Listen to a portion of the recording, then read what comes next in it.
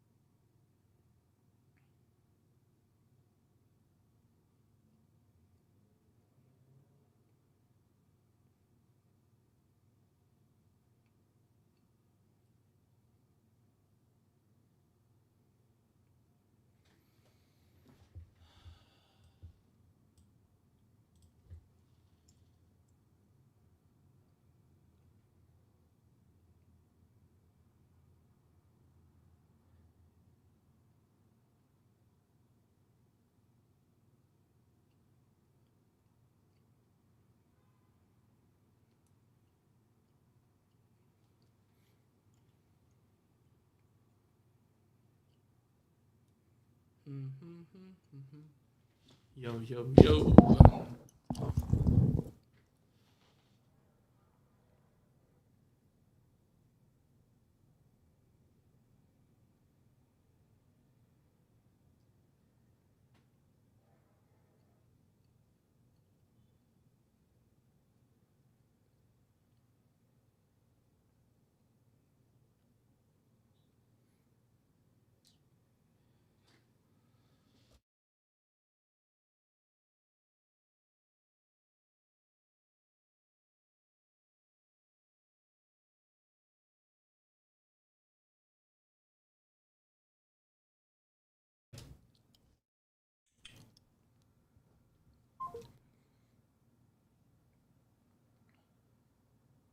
All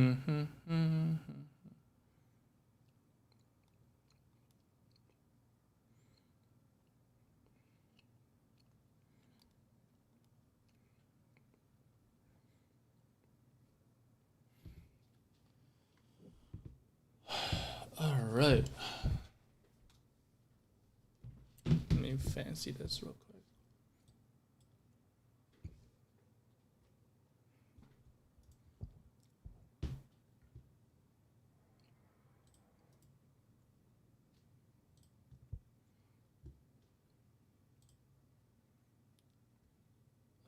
Opacity, no.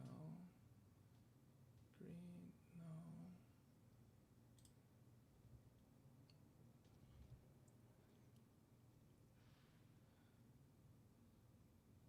Color correction.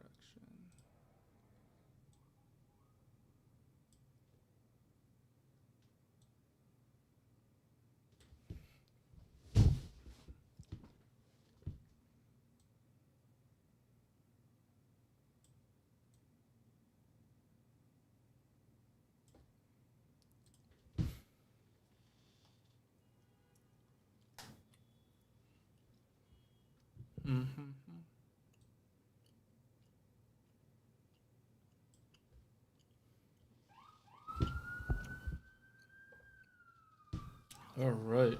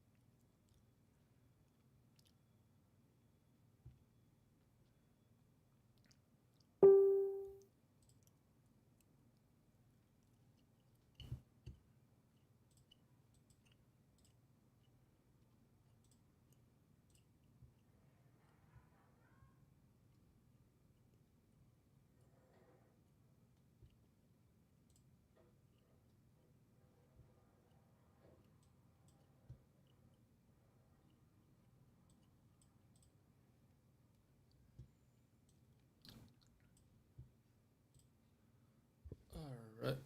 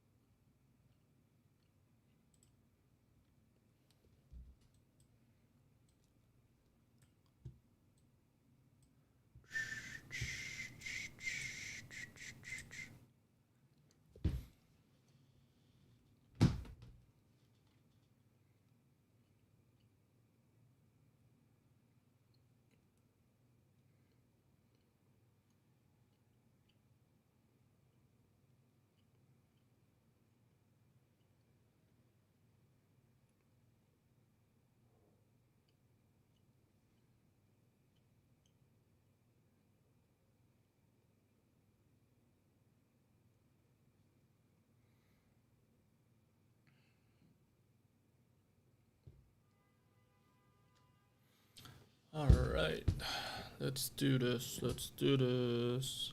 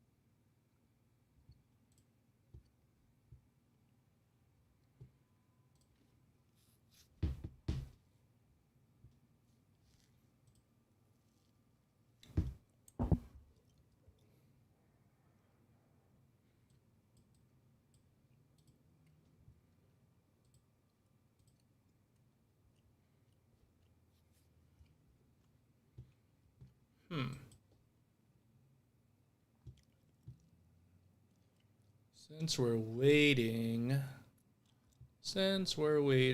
we're gonna watch some stuff. Here it is, what I'll do.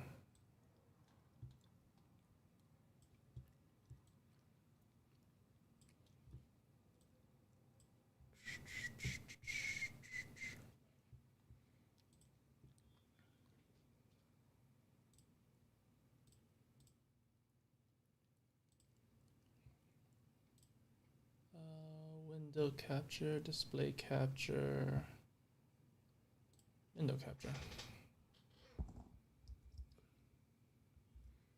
B1.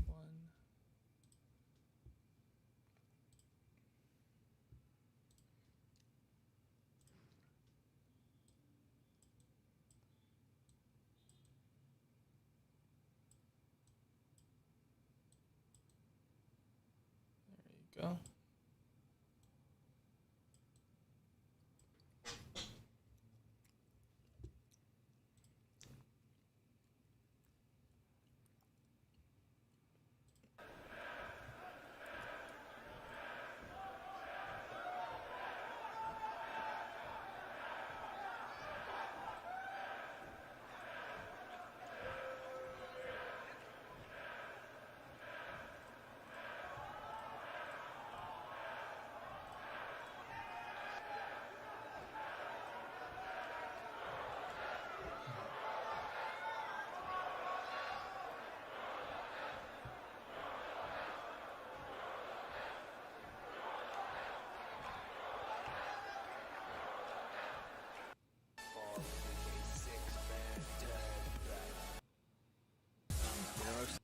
So of Ballard and pulls him out of that bottom corner and just lets him drop.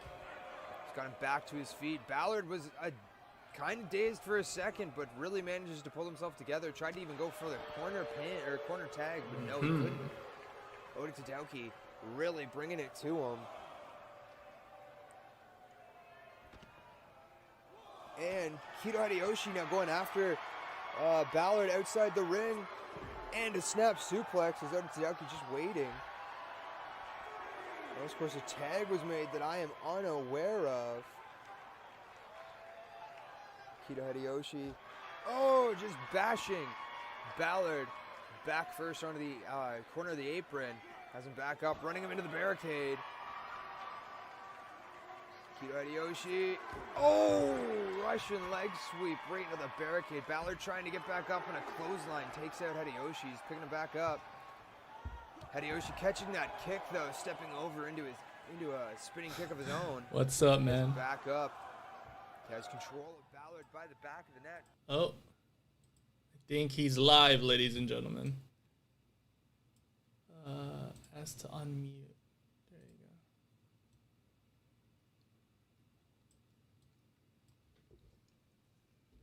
There you go. I believe you're still. There you go. Yeah, there we go. There we go. All right. What's up, man? Not a whole lot, man. Okay, hold up. If you want, I'll give you like time to settle in and all that stuff. And if you want, you can feel free to post yourself and say that we're live or something. Yeah, sure. Yeah. Probably utilize what you posted, so. Yeah, that'd be cool. Yeah. Let's get some people in the chats and all that stuff. And yeah. Let me lower this and all that. There you go. How you been? How you been? How you been? Good. Nice, nice.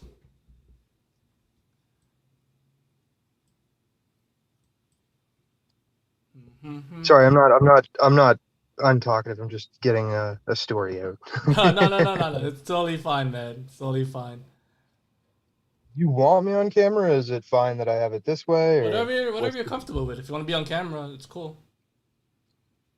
I don't really have a good setup for it myself. It's fine. You'd be staring at my ceiling for most of it, unfortunately, because I'm packing a bong too. So.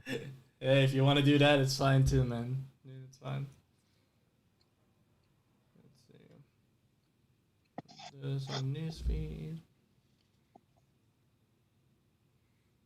Live with famous Twitch costume.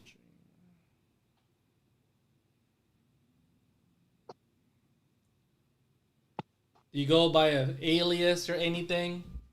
Yeah, you can call me Gonzo. Alright. Live with famous Twitch car streamer. Owner of the Budokan.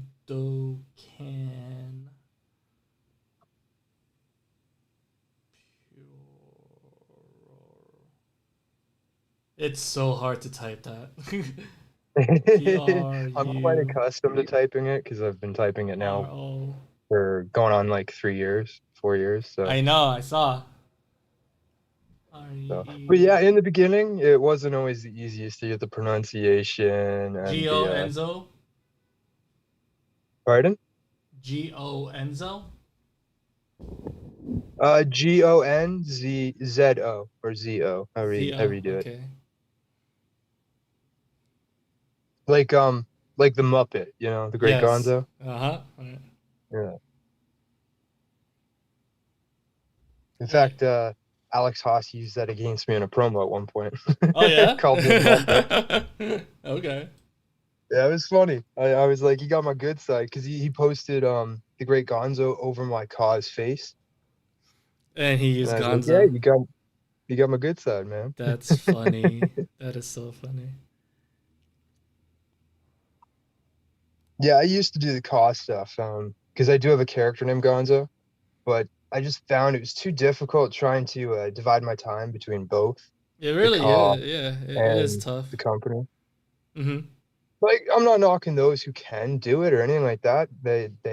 I guess they figured out better ways to divide their time to do it where I couldn't. I just found it better to dedicate to the company, you know. I used to have a character in XVPW too, and I just like it's so hard. I do the same thing, man. I was a character, then I played as a president and all that stuff, and I'm like, hey, I'm just gonna retire this guy for a while and just do this. Yeah, I still have the character in the roster, and he's still active and all that stuff. But Mhm. I don't focus 100% on him. I can't, right? Yeah. Obviously, you can't. Then Got to people worry about then, everybody then else. some people might be biased and be like, "Oh, you gave your guy a championship and all that stuff," and I'm just like, Oh yeah, right, you get those a lot, yeah. oh yeah. Me and my buddies joke about that all the time. We'll be calling each other like the Jeff Jarrett's of our companies and shit like that. Alright, cut clipboard. I guess if you want, we can start at 8, and we could just Yeah, talk. whenever. Yeah, we could just talk about stuff, and we'll give 15 minutes for people to come in and all that stuff. Yeah, cool. Just wanna get this out there. All right. I was Cool. honestly surprised that you wanted to do a podcast with Budokan because we're kind of, I don't know, a little antisocial in the community. It's not Yeah. like we dislike the community. It's just we don't have many like really outgoing relationships with any of the promoters, unfortunately. Oh. Normally it's because we can't keep up. Like we're a great promotion and all. I just know our big issue is consistency. You Oh know, that's my yeah. big issue. It's always tough, man. Consistency Oh, is tough. for sure. Yeah. For sure. Like It's not an I excuse, do a but thing where you like I'll do like, a show but only have one match, right? But to do a big show, you won't see that from XVPW for like six months or something, you know? And it's tough. It is tough, man. I can only understand. But I was looking through your stuff and I was very surprised that you are very active on Twitch. I try to be. Yeah, like I I like see not many people use the Twitch platform for call. Not that I know. I see a lot of stuff on YouTube, but I was just like I was just looking at your stuff like, oh, they have Twitch. Oh, interesting. yeah, I guess we're one of the I wouldn't say we're like the only company, but we're like one of the few on the Instagram side that Mm-hmm. are on Twitch. Interesting. I just started learning about the Instagram community. I think this year I started learning about the Instagram community. It's a little crazy, but We'll talk about that. Yeah, we'll stuff. really active, you know. I find there's good and bad with every side of of communities, right? So Correct. Yeah. because I've seen people go on about like, oh, Instagram is like the worst. I'm going to Twitter, yeah, and then they'll be back in a couple days like, oh, Twitter's just as bad, and it's like, yeah, you're gonna kind of see that everywhere, right? Yeah. You've got to learn to avoid it and ignore it, and don't put yourself in it, or near it.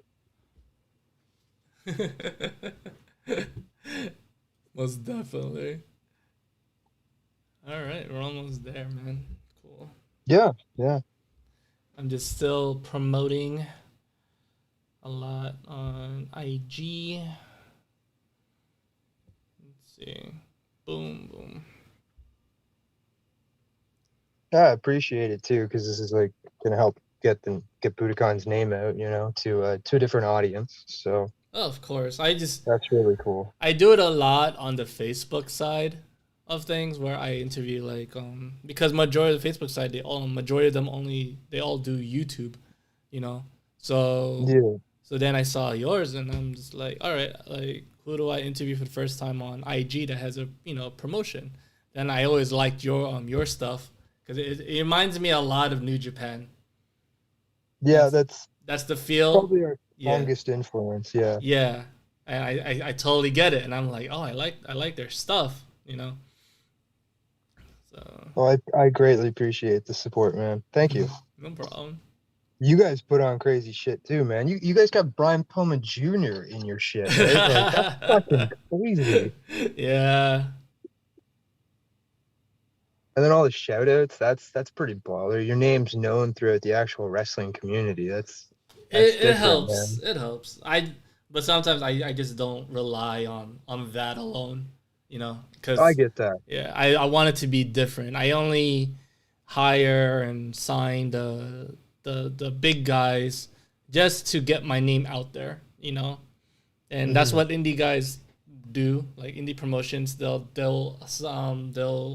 get a special wrestler to main event, you know, and sometimes Oh, they'll definitely. fail they'll face up there because they have to draw an audience, and you know, so I Hmm. use that same exact mindset for indies to my show. I find your show really unique too because like you do use highlight reel, but you're not like a lot of these other highlight reel companies that overuse and end up abusing that product, where it becomes like a Yeah. camera cut every 5 to 7 seconds. Oh Like my god, yeah, I know what you're talking about. Yeah. Like you I do hard cam. Like I'll always do the hard cam position, but then mhm. I'll do the highlight reel of like okay under there, you know, whatever and all that stuff. But yeah. Oh, for sure. It adds an actual flow, like an actual ebbs Mhm. and flow to the Mhm. system. Mhm. Mhm. Where like you see a lot of other highlight reel companies go from like, as soon as the bell rings, it's like it's at like 100 miles an hour from bell to bell. Yeah, yeah, yeah, yeah. And there's really no ebbs and flow or no build up or crescendo kind of like that you actually see in wrestling. Yeah. You know, One thing and I learned about guys who use highlight reel is, and I does not knocking them. I guess it is their own style and whatnot, but they don't do storytelling of a match, you know. And I showed that to a couple of my friends who are indie wrestlers, and then like, so I guess I get a lot of compliment of that because when I do a highlight reel match, I actually do a storytelling of the match, or I'll actually use really good in ring psychology between a face and a heel. So a lot of, and I get that known a lot. It's like, yeah, yeah, you actually know how to build a matchup. If they watch, some guys watch a highlight reel match, they'd be like, okay, this is how it's not really how it's supposed to go down. But I guess, you know, I guess whoever is doing the match, like, they don't really understand in ring wrestling psychology when they do HLR highlight reel matches. So I get credit for yeah. that, saying that, hey, you actually know how to produce a match. So I'm like, oh, cool. Thank you guys. Oh, well, it does show. Like when you Yeah. actually sit down and watch your event, Hmm. a match from start to finish Yeah. plays out like an actual match you would watch on a TV show. Yeah. And You know. I'm just now more learning about how to produce a match. Like if I was to do, let's say, a New Japan style match, it's a lot of strikes and strong, like very strong style of trading blows as much as you can and stuff like that. If I was Oh to yeah. do an typical death match, there won't be an elbow collar lockup, you know. Or if I was to do, I guess, a WWE style of match, it will Yeah, an be entertainment show. Yeah. entertainment, you know. I'm just now learning that, especially if I know two guys very well, or I'll ask them, hey, how do you want this match to go about? You know, I'll actually hit up the person, but hey, how do you want to do Yeah. this? You know, what is your idea? Or like, okay, example. I use this example a lot. If two guys don't really know each other, and they say in their promo, um, oh, I never faced you before, but I respect what you do. And the other guy says, hey, I never faced you before, but I respect what you do.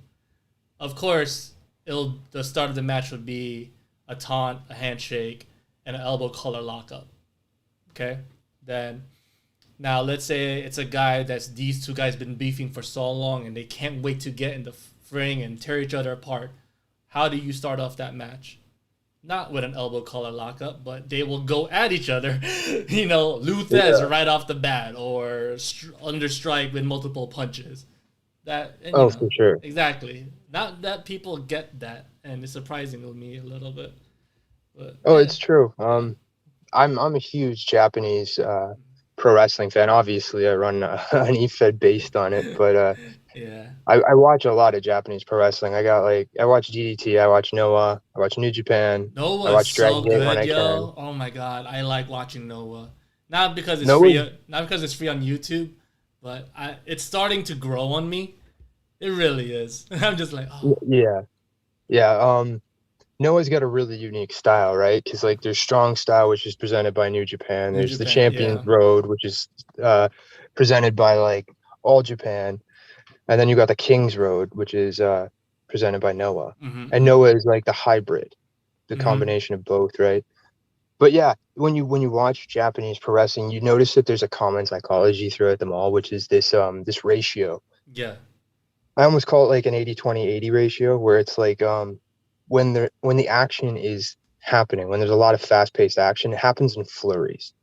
Mm-hmm. There'll be a lot of movement and a lot of no sell, which will then lead to like the 20 moment, which is where it becomes a test of endurance and strength, where both are actually quite beaten from this flurry, and then they slow down to do this endurance or strength test, which is normally a strike for strike contest, where they are Correct. doing these forearm smashes to the jaw. Mm-hmm. And they look painful, and they probably are, but it becomes this ebbs and flow system that's quite different comparatively to what you see in like American wrestling, Correct. where it's like they have this crescendo system where it's like most shows will start at a 10, and they will build themselves up to that 80 or 90, rather than like the 80-20-80 system. Not saying all American wrestling is like that. Obviously now we're seeing, with this whole mixing of styles and regional kind of techniques, especially Mm-hmm. with the indie scene, Mm-hmm. you're seeing a lot of that get mixed up a lot, which is really interesting to see. I'm not gonna lie. But because of that Japanese style, I do try and emulate that in Budokan. Do you Sorry, I see had like a fucking oh, hiccup there. it's fine. We're gonna talk about that a lot on this interview. We have 5 more minutes.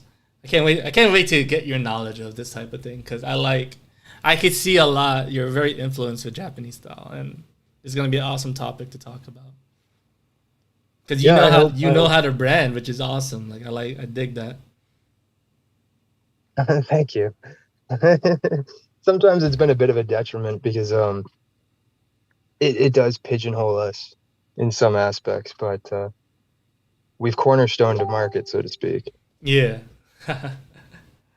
because there isn't many other Japanese promotions, like traditional Japanese promotions out there. There there are a handful that try to emulate it as best they can, and I'm not knocking them for it, but it's hmm like it's hard to do that if you're accepting talent from Yeah. the community, because a lot of the talent from the community is non-Japanese. Oh, of So course. Yeah. you can lose the identity of the Japanese wrestling, hmm with that issue. That's why I ended up having to create like 95% of my roster or something like that. hmm Obviously, I do want to open it up to people in the community, but it is kind of hard because I do try to keep that traditional ratio of No, having I more totally Japanese. understand. It's Yeah. hard to get like for me, I remember when I first started my first 3 years of doing XVPW, I only kept it within my circle, and that's basically close to my friends. I just now started opening my roster up to people from all over, So Yeah. it's because I know like you have the look, you have the feel, I mean, if you actually got people to speak Japanese and all that stuff, I'm pretty sure it'll take your product bigger than it was before. But Oh, hell yeah. I like the feel. I like that when I see this, yeah, this guy knows what he's doing. He knows his audience. He knows what to capture and all that stuff. And I see it. So yeah, man, it's not. I like it. I dig it. Oh, thank you very much. Thank you. I appreciate it, man. All right, I man. We're gonna start in a few, so can't wait. This is gonna be really cool. Yeah, this should be really interesting. All right. Okay. In 5, 4, 3, 2. What's good, everyone? Welcome to the XVPW network. This is basically live and direct with the owner of Budokanpuroresu. Did I say it? Did I say it correct? Puresto? I'll teach you how to say it. It's all right. Okay, let's do it. In 5, 4, 3, 2. Budokanpuroresu. Puroresu. Budo what? Puroresu. Puroresu. I got it. Budokanpuroresu. There you go. All right. The owner of this promotion is Gonzo, and I'm finally happy to have him on because I've been peeping his product, and I gotta say, it really stands out. To me personally, it stands out. So, welcome to the show, Gonzo. Thank you for the ovation. All right, man. So a little update before I interview Gonzo. So I'm actually learning more about the IG community side of things, guys. So outside of Facebook and YouTube, I'm really doing my best to really get to know the IG community. And to be honest, also, this is actually the first time I interview also a guy who also does Twitch. So this is actually pretty cool to really get to know everybody from the community and that's the Call 2K universe. Outside of that, still working on a couple debut matches for XVPW's One Night Delight. And I'm getting ready because the Road to Extreme Palooza starts with the Intercontinental Grand Prix Cup Tournament. 3 nights of extreme action. New Year's Eve, New Year's Day, and January 2nd. It's going to be dope. It's going to be dope. So now let's kick it off with Gonzo. What's up, man? How are you doing? I'm doing good, man. I'm doing good. Just enjoying the night. You know how it is? Yeah, man. Yeah, I'm very hyped to hit you up. Guys, so the little backstory behind this. I was supposed to interview this guy tomorrow, but plans got canceled with another promoter who I'm supposed to interview. So I figured, hey, Gonzo, you down to do this interview today? And he was like, fuck it, let's do it. So tell me a little bit about yourself, Gonzo, outside of the promotion. We'll talk about that later on. Tell us a little bit, something about you, something that you want to share to the XVPW universe, man. Well, hello, everybody. I'm Gonzo, as I've been introduced now very eloquently. I'm Canadian. I'm not Japanese.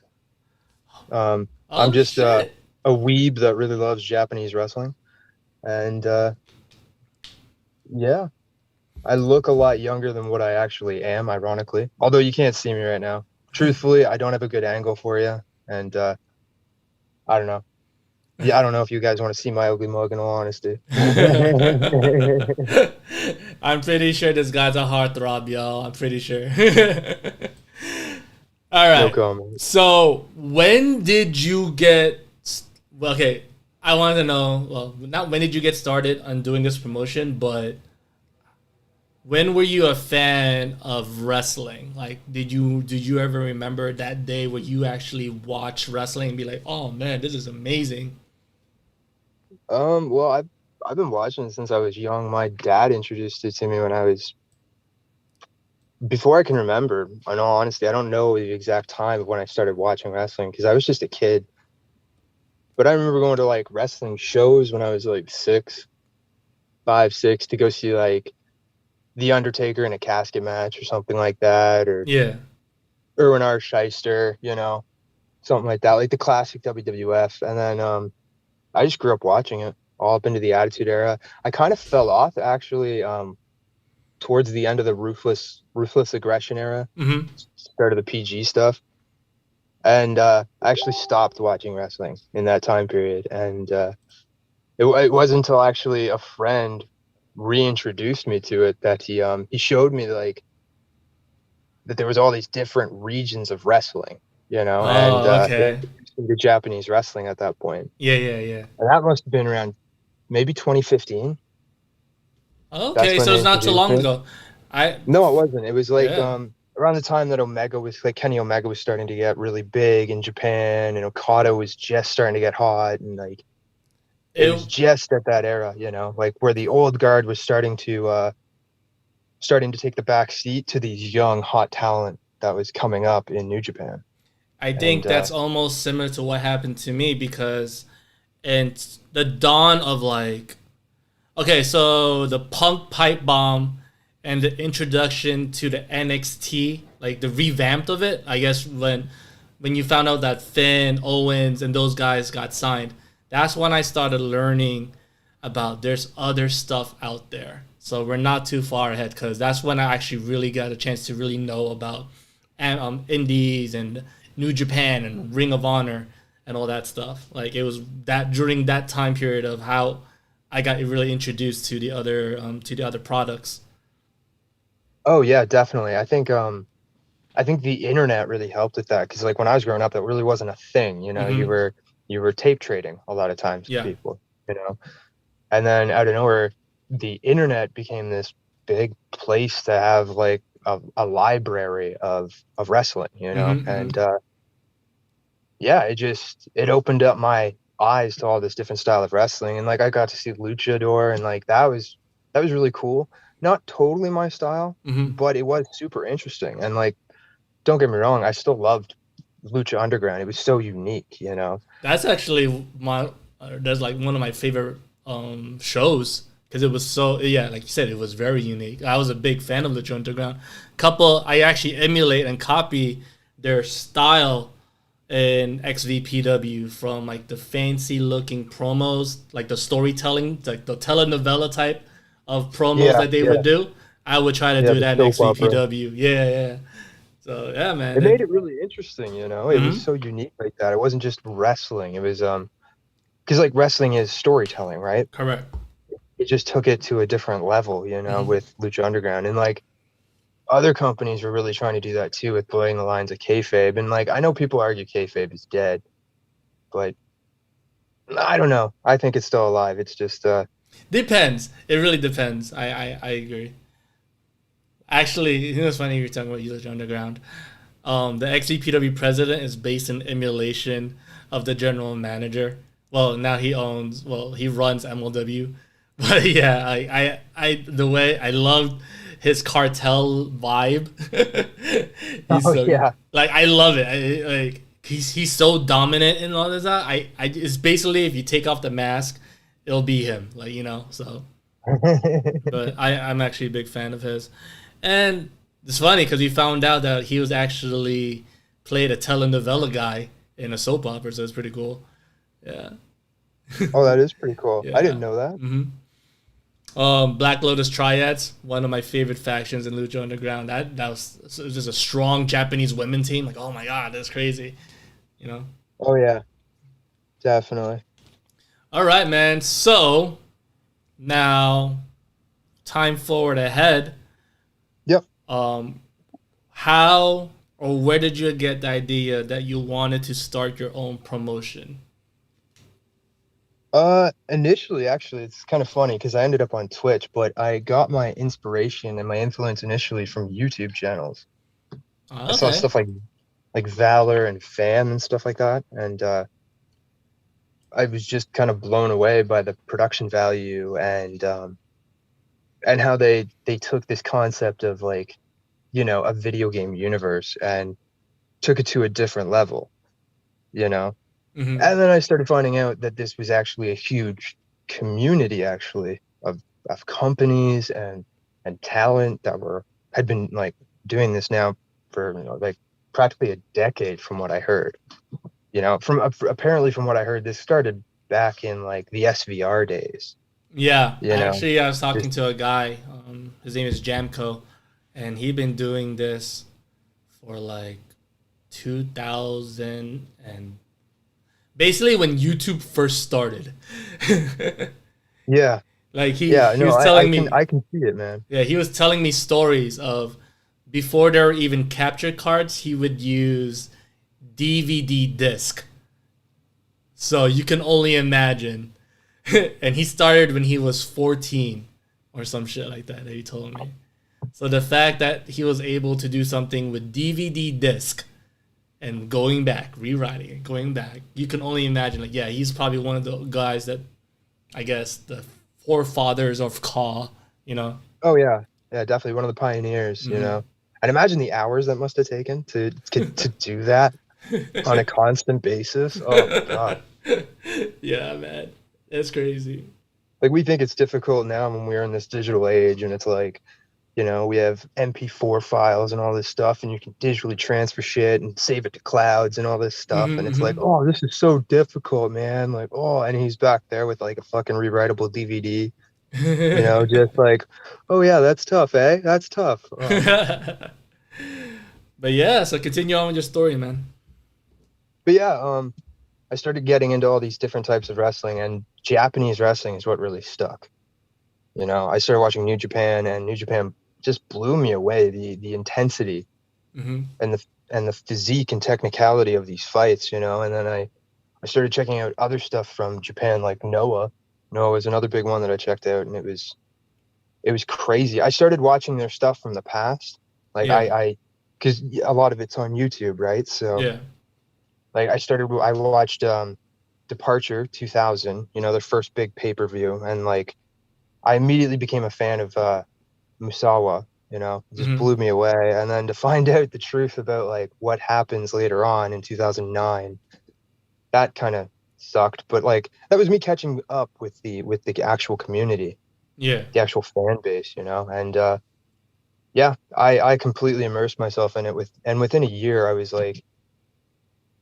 was just deep within it, finding my fandoms and, you know, Yeah. getting lost within New Japan. I ended up getting New Japan World really quickly, and then started going into the archives and diving back and learning more about the history of the company and where it started from, where it ended up.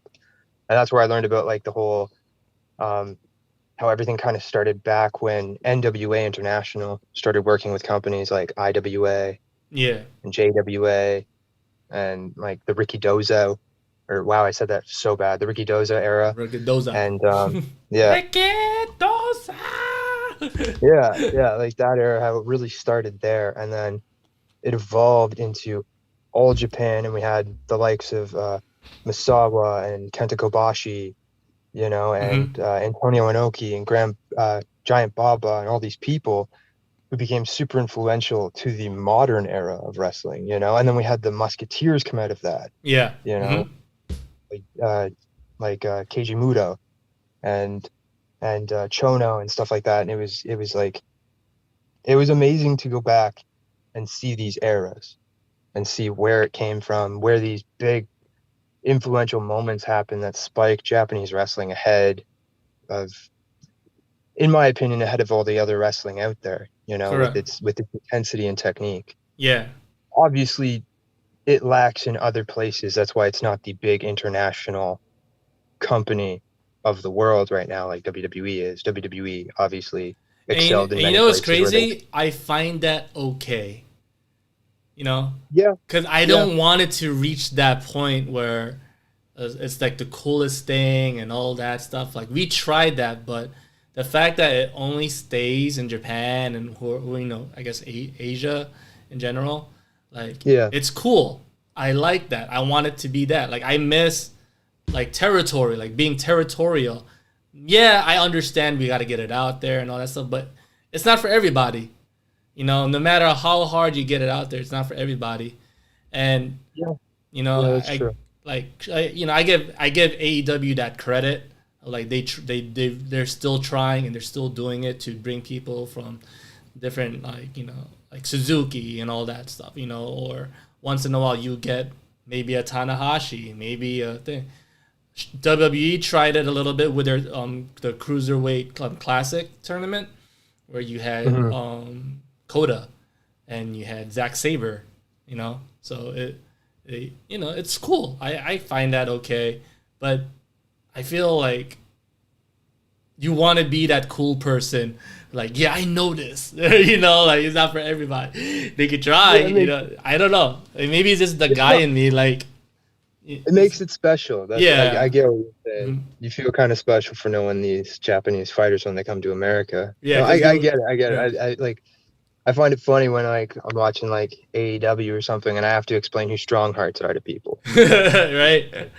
You know, But then I they're an remember... OWE coach. I remember when I was telling my friends about Kenny, and look what happened now. Like, oh, this is your guy? Like, I don't see what the big deal is. Well, you know, he was cooler in New Japan, you know? Yeah. Yeah. Or like Yeah, telling people who Bullet Club is. You know, you remember the time before all this started when AJ was in Bullet Club and you couldn't tell you got that Bullet Club shirt for the first time and you just tell your friends, yeah, man, Bullet Club. You know, like check him out. Yeah. AJ was kind of the end of that time period when they started going to like mainstream, because Right. everybody knew who AJ Styles was, Yeah. right? Like, Mhm. but before that, oh yeah, for sure, there was that moment where it was kind of mainly a Japanese only faction, that if you were, you know, knowledgeable on New Japan, then you knew who this was. But if you didn't watch New Japan, you didn't know who it was. You know, Yeah. that all changed though. You know, Yeah. 2018 was a crazy year, man.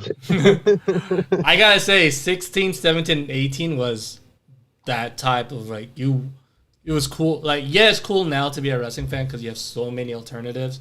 But that 16, 17, 18, like, you know, then you had like when Finn got signed already, right? Then like, okay, you had one guy doing this, like he was in NXT. Then you had AJ, who was, you know, already got signed to WWE. Then I remember that SummerSlam weekend, everybody from Bullet Club like got a belt and a championship, and they won all their rivalries. Because I remember it was Adam Cole versus Jay Lethal, and he won the rivalry with against Jay Lethal, and he got a belt. Then AJ won, and he got his belt. Then Finn won his match, he got his belt.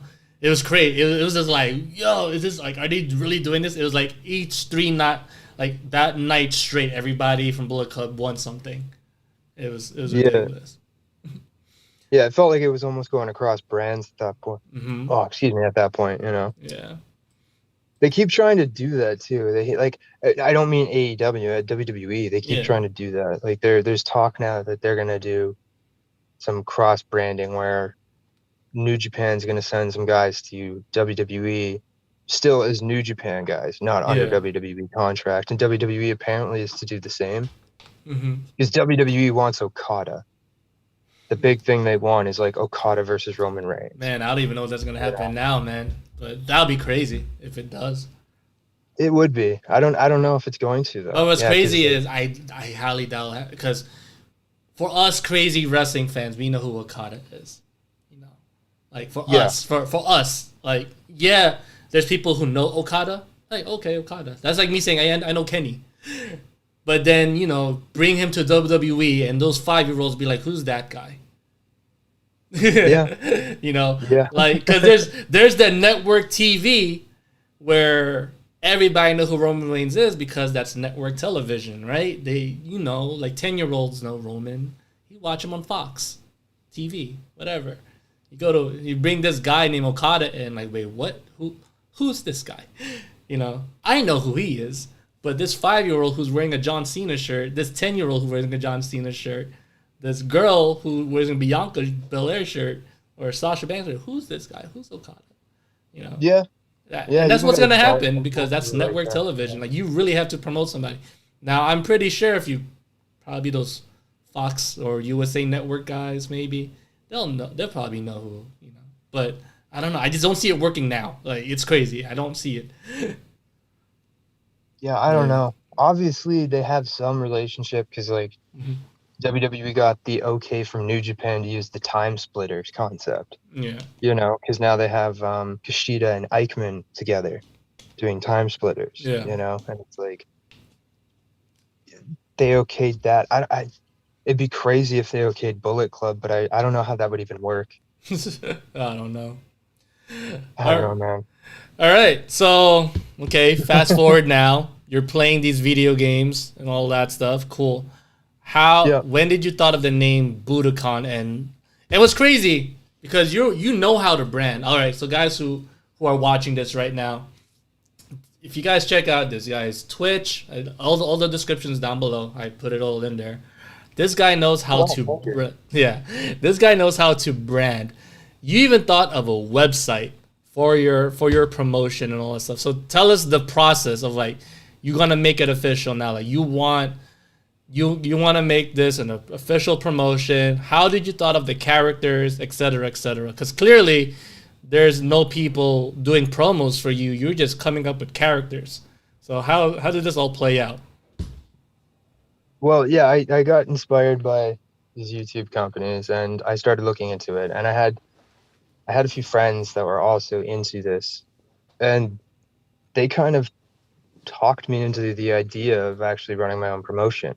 And then it became the concept of, or the question, I should say, more of what do we do? You know, do we do an American promotion? Do we do a Canadian promotion? Because the majority of us at the time were Canadian. So, you know, what do we do? And it was just, I kind of just made an executive decision, I guess. And it's just like, you know, I want to do Japanese wrestling. I love Japanese wrestling. And at the time, there really wasn't any Japanese wrestling that I really saw within the community. So I was just like, I want to do that. That's what I want to do. I don't know how I'm going to do it. I'm going to do it though, you know? And that just kicked off the process, and it was deciding a name. And I wanted something that was catchy. Well, we all kind of wanted something that was catchy because like the team really was like my wife and then two of my buddies. Yeah, I was the unofficial team of Budokan, including not including myself there. So we wanted something that would be unique and arguably wouldn't need an abbreviation.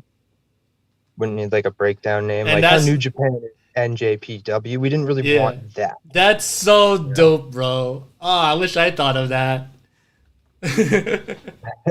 Well, thank you. But yeah, we came up with that concept, and then we were kind of looking at names and looking at locations, and there's a really famous dojo within Japan, within Tokyo.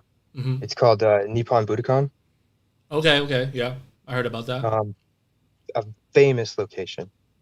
It's world renowned. Tons of history has gone down there, and the term Budokan actually itself is like, it means martial arts. So it kind of also fit what we were going for, because like strong style isn't just about like entertaining slams. There's a lot, like you said, there's a lot of striking. There's a lot of stiff. It's very Onita. It's Onita. Yeah. So like it's very Inoki. Oh actually. No, I'm sorry, Inoki. Onita's death style. Death stuff. Inoki, yes, yeah. Onita was great before he had his knee injury, and then like FMW. But that's something else. That's death. I'm talking Inoki. Damn, Inokiism. There you go, Inokiism. That's his style. Yeah. My bad. I sound bad now. I'm like, yeah, Max, you know you should. Nah, I know what I was talking about. I just wanted to like Inokiism. There you go. Yeah. It's all good, man. It's all good. I ain't judging. Hopefully nobody out there is judging either, you know? But, yeah. So we decided with the name Budokan, and then Puroresu literally is just Japanese for pro wrestling. Yeah. So it easily stuck. It was just Budokan Puroresu. Short. The short and easy name was Budokan, you know? Which a lot of people ended up really chiming with, because it was an easier thing to say than Budokan Puroresu, right? So Budokan became the go-to name, and it just... And it's cool if you wanted to do a chant, Budokan, Budokan, Budokan. See, that's how I thought of when I was thinking of like how I thought with XVPW. I wanted to stand out. I didn't want to be 3 less. I want to be 4, because I love New Japan Pro Wrestling. That's how I thought of it, New Japan Pro Wrestling. Like, how can I do that? XVPW, Extreme. I know I wanted Extreme in there. I'm like, but that's a whack chant. So then I was like, I'm gonna think of my show as the chant, and not the label or the branding of it.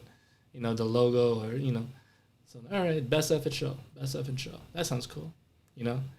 But you Man, you're original, bro.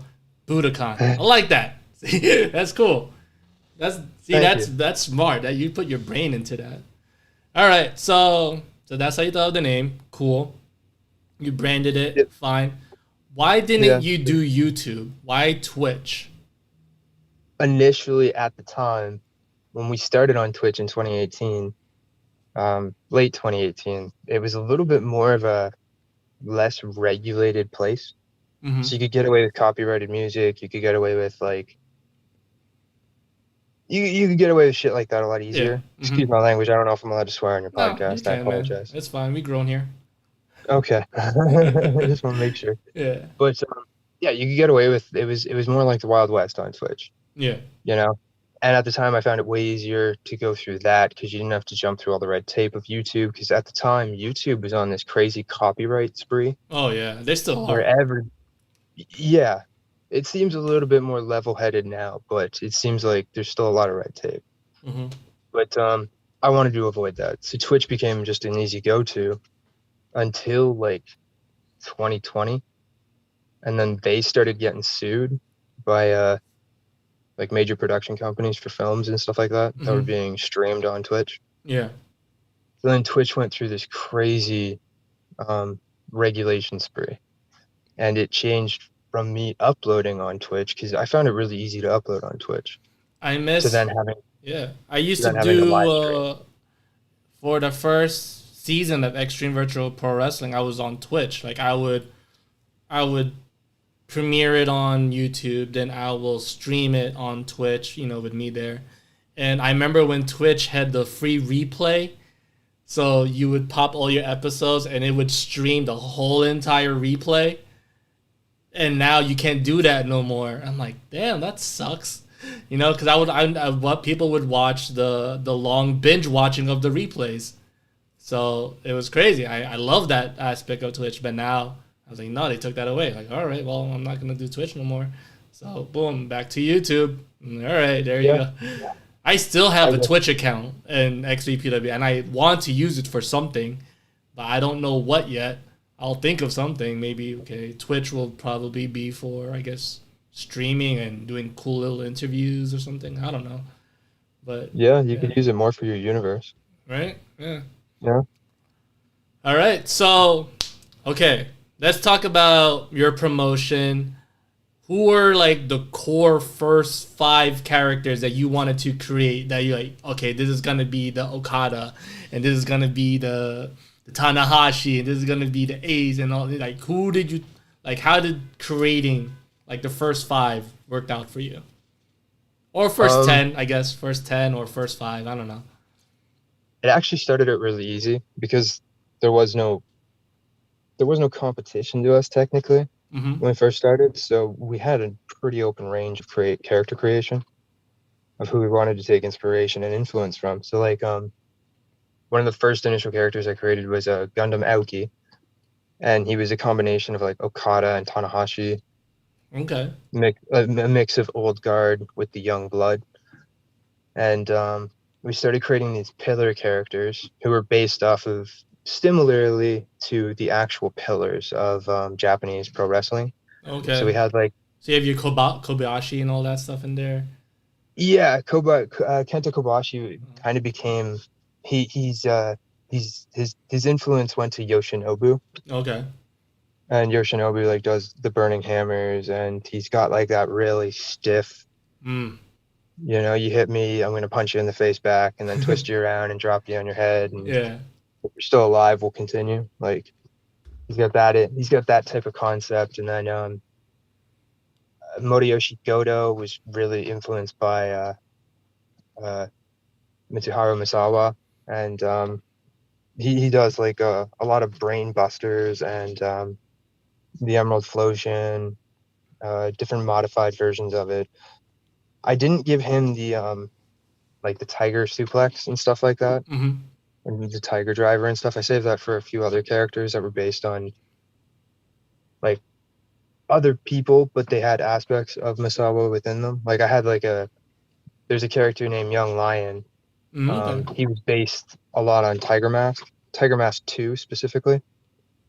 And then he had Misawa influences also with him because he did like the Tiger Driver and the Tiger Suplex.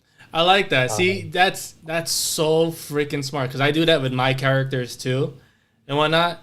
Like certain characters have to have a certain like move or something. Like not everybody can have this type of move because, and I get that. I totally understand what you're talking about. It's crazy. I like not many people can have a rainmaker or so you save that for this big guy because you don't want this small dude with such a legendary big move to do that type of move. I like there's the power bomb, but certain characters can't do that power bomb. You're not supposed to do that. You don't look like you do that power bomb. I get it.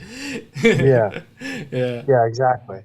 We even ended up making a regulation based on that. It's called our protected finishers. Mm-hmm. So like, say if you had a character in Budokan, you'd have to make sure you didn't have anybody's finisher in your moveset, but then your finisher would also have that same protection, so it wouldn't be far. Because you're protecting you're protecting the integrity of your top guy, and also protecting the integrity of the move, and also protecting the integrity of your roster. Because you're not supposed to use my move. You never use my move. Don't use my move. Yeah. Yeah, unless of course I'm using like the move thief kind of concept where it's supposed to create that heat, right? Like then a move stealing of a finisher is kind of okay, but yeah, normally we try to just make it special, because like then it is a special move for that fighter. Well, like the Rainmaker is an exact example. Like we call it the Zanshu Lariat. Zanshu literally just means to behead. But that's Gundam Aoki's finisher, so we try to make sure it's not found in anyone else's moveset. So then when he hits it, it's something special. Yeah, exactly. That's what's up, man. So, all right, belts. What type of belts do you have in your promotion? Initially we had the Budokan Bushido titles. They were supposed to be a combination of our present storylines and the lore behind the company. And then eventually they got replaced by the governing body that we put into place, the IPWC, the International Pro Wrestling Crown. Damn, that is such a long... Wait, say that again? The International Pro Wrestling Crown. International Pro Wrestling Crown. All right. Okay. And then from there, the governing body introduced new titles into Budokan, which were the IPWC titles, which were obviously influenced by the IWGP titles. So we had the IPWC World Heavyweight title, the IPWC World Junior Weight title, the IPWC Tag title, the IPWC Women's title, and then we have one of our original titles that we started with, which is the Budokan Japan Open title. Okay. All right. Interesting. I like that. We try to not have a lot of titles because then it keeps our divisions pretty tight. Yeah. Including our mid-card title, which is the Japan Open. We use it ultimately as a stepping stone. Yeah. I started doing this thing because I love tournaments, and in XVPW we have 3 titles. XVPW Network, which has to be defended in each show. That's like, I guess, like a television in a way, But yeah. You defend that title in whatever show, but you have to be defending in every show you're at. Then there's the XVPW YouTube Championship. Then the main championship, the XVPW Championship. Then since I love tournaments, there's 2, like it's the Road to Extreme Palooza, right? So I guess the Road to Wrestle Kingdom.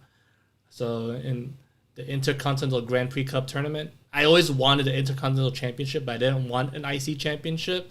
Just the idea of the legacy of the Intercontinental, So I figured, all right, I'm going to do a tournament. And if you win that, then you enter yourself in the Extreme Gauntlet at Extreme Palooza. That's the opener match, right? And you're the last one on the gauntlet. It's like saying you're number 30 in the Royal Rumble because you have a better chance of winning. All right. Then the second tournament is the King of the Ring, or basically, well, it's King of Extreme, but King of the Ring. And if you win that, you main event at Extreme Palooza for the XVPW Championship. So it's like a Royal Rumble, but because you main event WrestleMania, right? But yeah. So I always loved the two tournaments, and I basically emulate. I'm basically mix a WWE idea with a New Japan idea, because there's the G1 Climax, right? Bracket A, Bracket B, and if whoever win that, you main event Wrestle Kingdom. You carry this cool briefcase. So I always wanted something like that, and I was like, all right, I'm gonna do that. So I love your idea of titles, and I was like, yo, this is so dope, because I know what you're doing, and I'm like.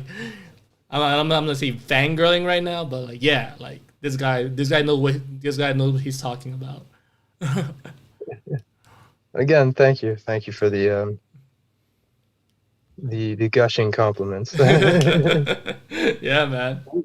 We do tournaments as well. We try to emulate a mix of New Japan and Noah and All Japan, and I guess even touch a Dragon Gate within our tournaments. Like we have the P1 and the P2, which are kind of based off of New Japan and All Japan's tournaments. Like obviously the G1, and then we even kind of mix in a bit of Champions Carnival in there.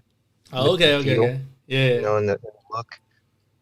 And then we have another one that's for the tag division and for the women's division. So you can almost argue that's a bit of like Stardom within there, or Tokyo Yoshi Pro for the women. That's where we get our influence there a little bit from. And then for the tag, again, it would be like New Japan or Noah would be our influence for like the World Tag League kind of concepts. And then we have another one, which is for our mid card, which is the Japan Open Gold Rush.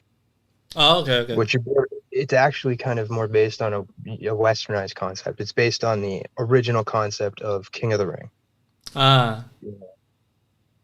Where it's just the single elimination knockout tournament. We try to get it all done in a couple of nights, you know, at most. So it's like constant back-to-back fighting. So, but yeah, we do take a lot of influence in tournaments too, because like they're a lot of fun and they're really good to build storylines in. Off of. I love. Yeah, because it's like a serious aspect type of thing too when you do tournaments, you know. And I don't want to say, like, I don't want to guess, but I'm highly guessing. Is your promotion very storyline driven, or it's basically an honor system with like the tournament style? Because I take it you don't do segments, it's just tournaments. So maybe there's little storylines here and there, but it's not. To me, when I watch New Japan, there's stories, but it's not taken to, because WWE is very storyline driven. That's how you get that's how you, I guess, draw your competitors in. But if I'm watching New Japan or Noah, you know, I feel like, okay, I'm watching it for the wrestling, not for the stories. So when I look at this tournament, I know who to root for. The guy in the left or the guy in the right. You know, is that I'm guessing that's how you run Budokan with the tournament. I try to incorporate a bit more storyline, but we are fairly focused on as well on the actual competitiveness of the sport. So like, not saying other companies don't do this, but like it's the classic adage where it's like your wins and losses matter. Yeah. That determines who our top tier is, who our mid tier is, who our lower tier is. Okay. Not saying people can't move up and down, but it does cause our focuses to shift to certain individuals more than others due to that fact. And it's hard to explain to people at times when they're trying to join us, because we do a scouting system for this. Oh, okay. And where like people will apply and then they give us their information and then we look into them. And we discuss the possibilities and the capabilities of what we could do with them, where we could put them, how we could utilize them, because we don't want to sign people just for random purposes. Oh, of course. You want to know where you want to value the person who you sign. I totally understand it. Yeah. You want to make sure they're part of something, reason, right? Yeah, exactly. Yeah, exactly. Yeah. So that's what we try to do, and it's sometimes hard to explain that, like, you know, you might start at the lower or middle tier, And that's not an insult to the character or the fighter. Like it's not. You're coming into a competitive based promotion. Yeah. So you're starting at the lower rung. You have to work your way up. And we have had issues in the past where we've tried to explain that to people, and They wouldn't get it. they're not on board with it. Yeah, like yeah. they have themselves at a certain level, and they don't want to go below that. And I'm not insulting them, and it's nothing against them. It's just that's how they are. You're a freaking promoter. I totally understand, man. It's because I'm guessing they're so used to a product. Like if I was to be a random, I want to join this. Okay, I'll sign up. Okay, I signed up. Okay, I want a title. Like, no, that's not how I want my promotion guy. You literally have to start from the bottom and work your way up. Yeah. Because it's very, I guess you could say, a very American thing to do, because you're taking aspects from New Japan DDT, and they probably never even watched that shit. Yeah, some of them probably have no clue. Yeah, how so American wrestling goes. Like, yeah, it's not to bash them. This is how I run it. If you're a fan of New Japan DDT Pro, this is how I run my promotion, and it's very tournament based. It's very records based. American style is basically, okay, I'm gonna put you in a story. What do you want to do? Okay, do you want a title? Blah blah blah. All right, I'll try to find a way to put you in there. It's storyline. Are you a draw? You probably not be a draw. I do promos, so okay, this guy's probably over than you are right now. For you, it's you have your records. Wins and losses matter. This is very not storyline based, but like you have your records. You got to watch the product to understand. I'm guessing this right now, and I'm probably right. You probably have a sheet of paper or some Microsoft like thing where you have like point systems or some shit like that. Okay, this person got 5 losses. This person got 10 wins. This guy's tier, right? Do you have that? Yes, I do. Yeah. I have an entire textbook full of that stuff. Yeah, and you probably have newly signed competitors going to be in a tournament right now. Okay, so I got a question. I'm currently watching your Twitch right now. Is this PvP or No. it's AI versus AI?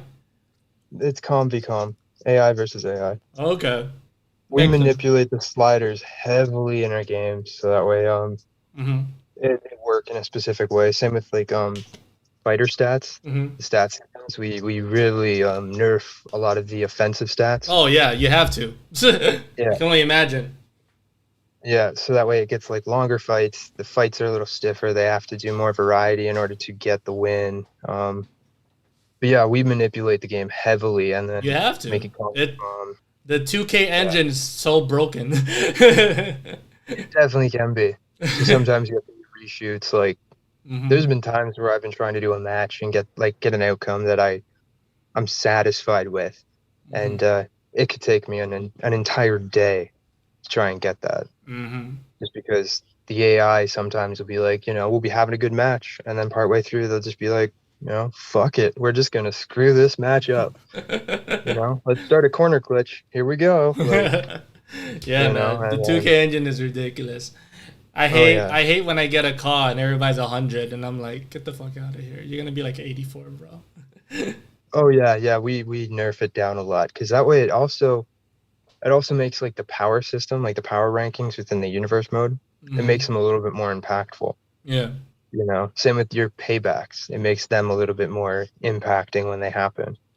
If you nerf everything down a bit and not have everything at 100, like I'm not knocking those who do it at 100. Yeah. It's just chances are they probably have sometimes like 3-minute matches.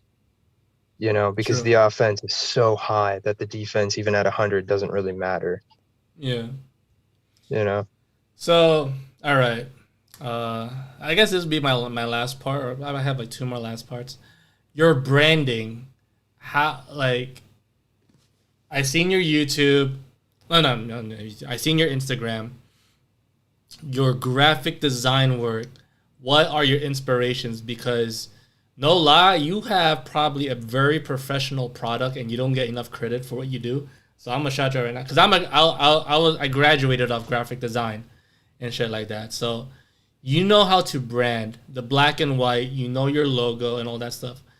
Just the creation process of your post of, and I guess you could say Instagram posters, because I see that's what you call wrestling posters. But to me, it's just a design in general. How you do your cards. Yeah. What are your inspirations? Well, it's a group effort actually for a lot of our designs. My one buddy, my one unofficial like partner within this company, he does do a lot of our designs, but a lot of times we will sit there and we will go at a drawing board for like probably an entire day trying to figure out what exactly we want within the image. Like a lot of times we will go with a texture, a set of colors, a certain type of theming that we can then emulate within the ring and on the stage. And then from there, we start setting up almost like a layering system where we create a backdrop for ourselves and a forefront for ourselves. You know, and the backdrop will be something that'll be unanimous throughout the entirety of the card, including probably onto the stage. And then the forefront will be something specific for the match cards and stuff like that. That's dope. But yeah, it's a really big group effort for that. And yeah, we pull inspiration from everywhere. We talk about WWE and WWF, AEW, New Japan, like Noah, All Japan, like what the different influences are, how they do their looks. You know, we even check out fucking companies within the community. We'll see how they do their looks. Like, that's what's not up. not to say we copy from anybody. We try to make ourselves different, but obviously You emulate. You draw inspiration. Yeah, I see it. It's dope. exactly. And I could say that XVPW is very ECW inspired. You know, but I do my best not to look or very copy their style. Like XVPW, I must say, has their own style, especially the way we do our matches and etc. You know, but I am very. But you can see the influence. Yeah, That's you what can. I mean. Yeah, exactly. You want to see the influence, and I try to do stuff like that, and also be very nostalgia with how I do my ads and stuff like that. Like, oh, that's very easy though, you know. And I'm like, cool, yay. But then you'd be like, oh, there's also stuff that's not ECW. All right, yay. Thank you for recognizing that. Because I see it. I like it. I always tell, like, you know, and when I see your stuff, I'm like, I love Japanese style matches and I love the Japanese like stuff. So I must say that you stand out very well to the point where it's original, because a lot of people they do a lot of, I guess, westernized stuff, I guess, because that's what American Western, you know. And yeah, you must be probably the snowflake of it all, that, yo, you want to see Japanese shit? Check this out, you know? And I'm definitely a unicorn, I feel. Yeah, you are most definitely a unicorn. And I dig it. I fucking dig it, man. All right. So I guess we can do a little Q&A. If there's anybody want to ask questions to Gonzo, the Budokanpuroresu owner, promoter, feel free to answer your question. Feel free to ask him a question, you know. But yeah, outside of that, who is your top 3 Japanese wrestlers? That are currently wrestling? It doesn't be currently. It could be whatever. Of all time? Ooh, Misawa, Kobashi, and Takayama. Okay. Let's see. For me, number 1, Shibata. Holy crap. That's like my dude. I'm a big Shibata fan. I love. Great, he's back. He knows. Yeah, I know, but I think he was just there just to do something with Zack Sabre, and you know, I don't know if he's back. You know, I think. Yeah, they've done this Shibata, before. you know, Zack Sabre is very safe. Is a very safe wrestler. you know. Yeah, submission specialist. He's not Yeah, going to get kicked a lot, yeah, hit a you lot of know. stuff, that's for sure. But yeah, so Shibata, number one. He's not with us. Rest in peace, though. But Hayabusa, Izaki, Oh, yeah. dude was ahead Yeah. of his freaking time, bro.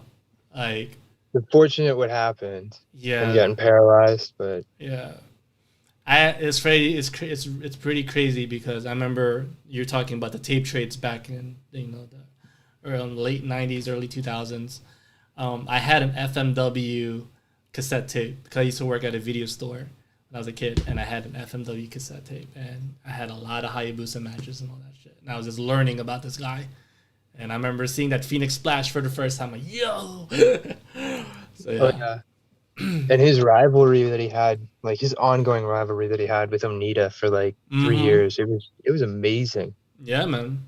It had There was a crazy match. building. Yeah, I always tell people, yo, this guy does it all. Hayabusa does it all. He didn't have to do the death match, but he did death matches. But this guy was also a great technician. He knew how to freaking lucha. He knew about strong style before I guess he was even in strong style. Very martial artist.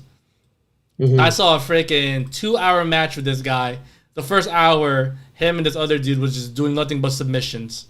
And I'm like, this match is great. The first hour was just submissions with Hayabusa. And the second hour and whatnot was just them going at it. I'm like, great, amazing. Dead Champions Red Style that's what made it so amazing, was because they could do like 2-hour matches and do like storytelling all through it, but then still carry that intensity that you would see with strong style. And like, yeah, this might sound like a weird statement, but I feel like Hayabusa, with how he was and the technique that he was and the character that he had, I feel like he only worked in FMW. He wouldn't have been able to work elsewhere. He wouldn't have had that freedom. No, it's crazy. What's crazy? Being under Onita's wing like that, it was just Onita let him do everything and anything. I swear, like, he would have done amazing in ECW if he really wanted to. If Paul Heyman he could have been one of those guys that say, hey, like, stay with us for a while. Because he could have. That's true. Right? Because there was a time they did that partnership, and he was over. Hayabusa was over in ECW. That is true. Yeah, that might have been one of the few places where he would have just still excelled. But I think in a lot of other places, it wouldn't work in WCW. That's for sure. I know that for sure. He wouldn't work in WCW. No, and I feel like New Japan would have limited him. Oh, you're going to be a luchador high flyer. That's it. But he was so over, bro. Hayabusa was over in FMW. He would have done it great in ECW. Yeah. Like, what's crazy? Look at Takemichi Moku. He was so over. Yo, I was watching a video. Yo, this guy was going toe to toe with Hayabusa. He was amazing. He was amazing there. But in Japan, Taka has such a different reputation, right? Like, he's such an influence to modern Japanese wrestling. With all the Michinoku drivers and all the other moves that he's helped create. He had a move named after him. That's when you know a guy's over. Oh yeah. Where in Western culture, they took more of a comedic approach with him, but it seemed like he didn't mind it. He didn't mind it. He was having fun, and he was. Yeah. I mean, for Christ's sake, because look at his wrestling style back then. He probably would have got injured sometime, But when you're in WWE, you're safe. I mean, you don't have to go ham and do all the stuff. I mean, but. Well, it wouldn't have been a little unbelievable at that time, too, because at that time period, WWE was still kind of coming down from the big guy mentality where everybody had to be really big. Yeah. And then you had Taka, who was, like, super small. Yeah. So it was, like, it was comedic, the size difference, too. And I think that was just part of the fun he had, True. It was just recognizing how small he was. Come on. Like, Indeed got so over. The word Indeed. Yeah, and evil. Like, Vince knew what he was doing. He knew what he was protecting. So, we have a question here. Was awesome. Yeah. All right. We have a question here by Simply the Best.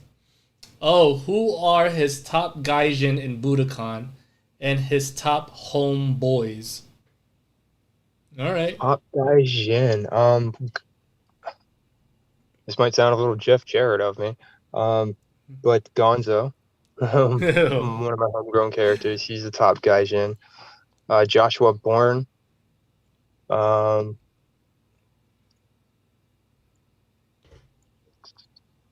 I do have others. I'm just drawing a blank. Wow. Cole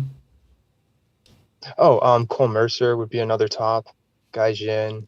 So that's 3 top gaijins there. And then for top homegrown, like Japanese talents, we Yeah. have Gundam Aoki, we have Katsuyori Ogata, and then another easy would be like Hideo Hayabusa or Kenshi Satoru. Okay. Nice. Good question. Like I said, guys, if you have any questions for Gonzo, let me know right now. Put them in the comment section down below. Yeah, I guess I could explain why these guys are tops too. Like Yeah, go ahead. Gonzo won the junior weight division twice, like the title. Joshua Bourne is the AOW World Champion who's on tour right now in Budokan. Just been Nice. killing it. He was in our tournament and the only person he actually lost to was our world champion, our world heavyweight champion. And before that, they had a fight earlier, which led to a history-making first ever draw in Budokan history. They went bell to bell for 30 minutes and came to a draw, and we've never had that happen before, and that was pretty crazy. Champion versus champion. It was really good. That would be another good pick for a top homegrown Japanese talent. Actually, would be Hadakoa, our current IPWC World Heavyweight Champion. He's a monster. And then Gundam Aoki. Reason why I put him up there is because he's also history setting and record breaking in Budokan. He held the heavyweight championship for nearly 3 years. I think it was like 2.5 years before he lost it to Hadakoa, and then Hadakoa's carried it pretty much ever since. Mm-hmm. And then Cole Mercer is just a beast. That dude is just a beast. He's unfortunately fallen short when he's come close to getting close to a title, but the dude is a monster. He puts on like 4-star matches consistently. He's like there's a lot of influence from like the Radicals. Yeah. In Cole Mercer. Like a lot of Chris Benoit, Perry Saturn, like wow. Can't believe I'm drawing a blank. But yeah, there's a lot of Radicals within there. And it really shows because we built the character to just be like a roughhouse American style wrestler. Really built to ground tactics and a very hardcore in-ring tactician.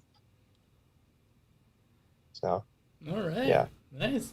Yeah, sorry, I could ramble on forever about this, but It's okay, I don't man. want to bore people.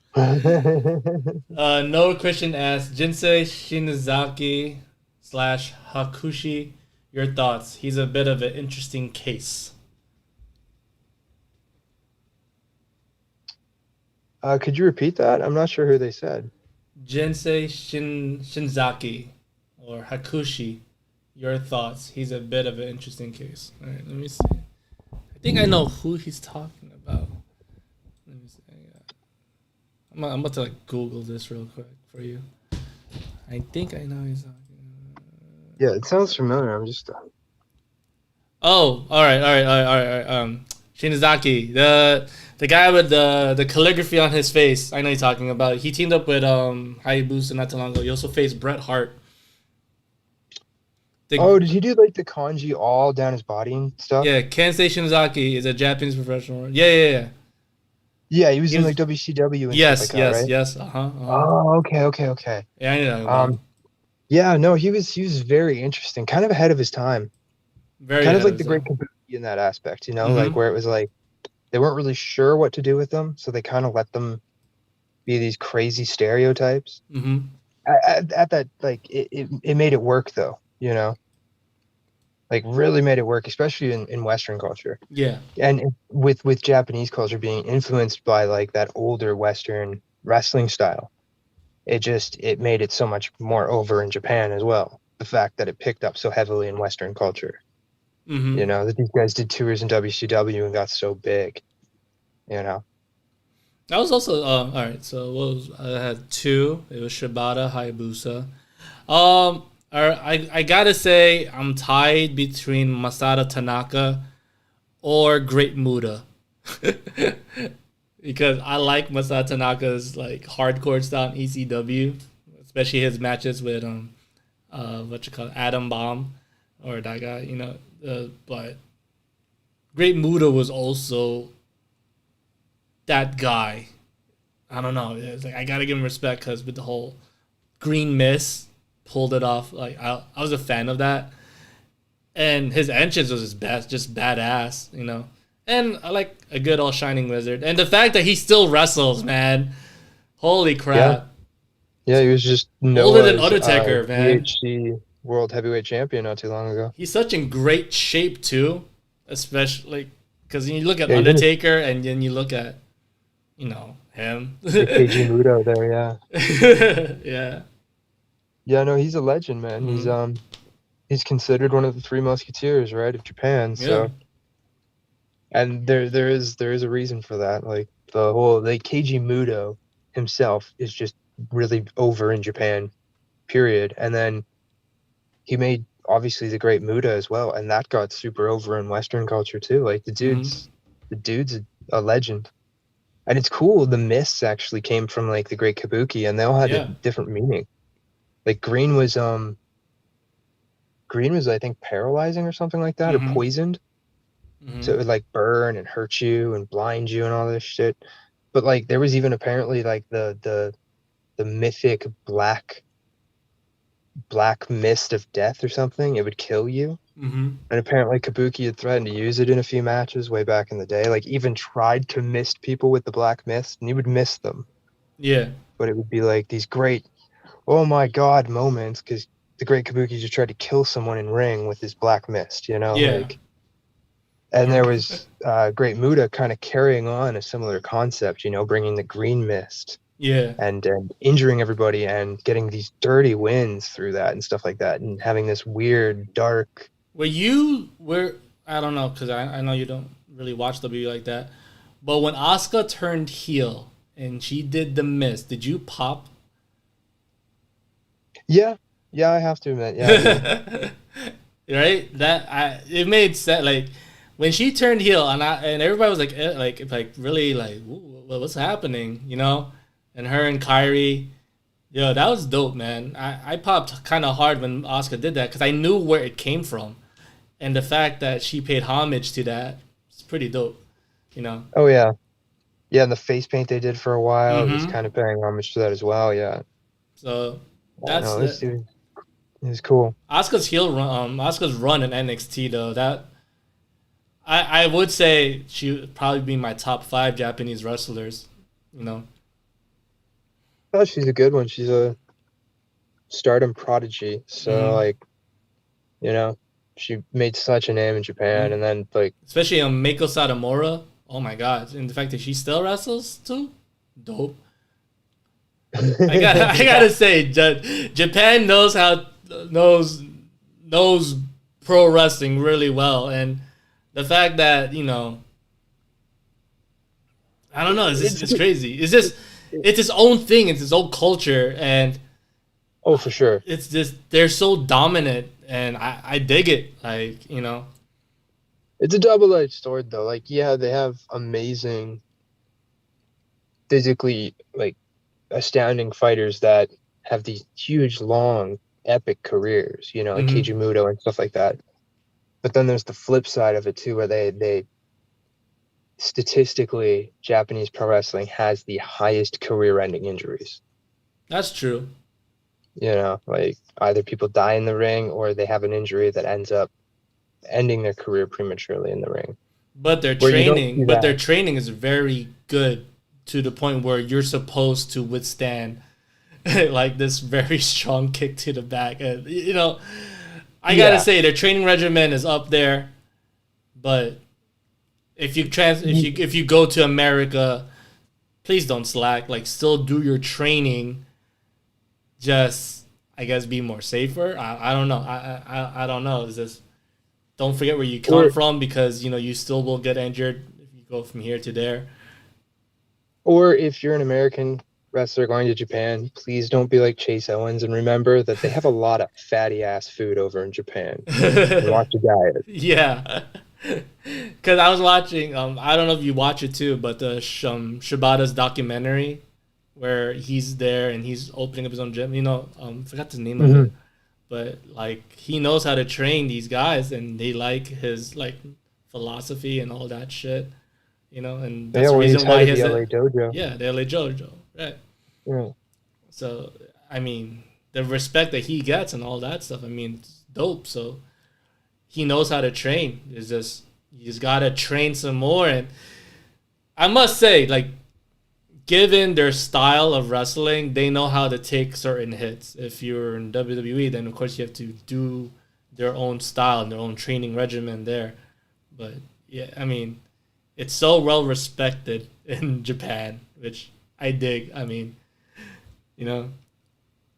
Yeah, there's sometimes some kind of weird stories that come out of that stuff, but for the most part, the student teacher system works really well over there. Like what New Japan calls the Young Lion program. Yeah, that's a student teacher system. Where it's like, an older wrestler will take on these younger wrestlers and teach them their ways. Like Bad Luck Fale does that a lot. Yeah. He has the Fale dojo where he will take guys and he takes a lot of them from New Zealand because that's where he set up his main home base is in New Zealand. So he'll take a lot of guys from New Zealand and they'll become young lions, but they'll become young lions under Fale. Yeah. And like LA Dojo does the same under Shibata. Shibata becomes their teacher and all of these guys become his students.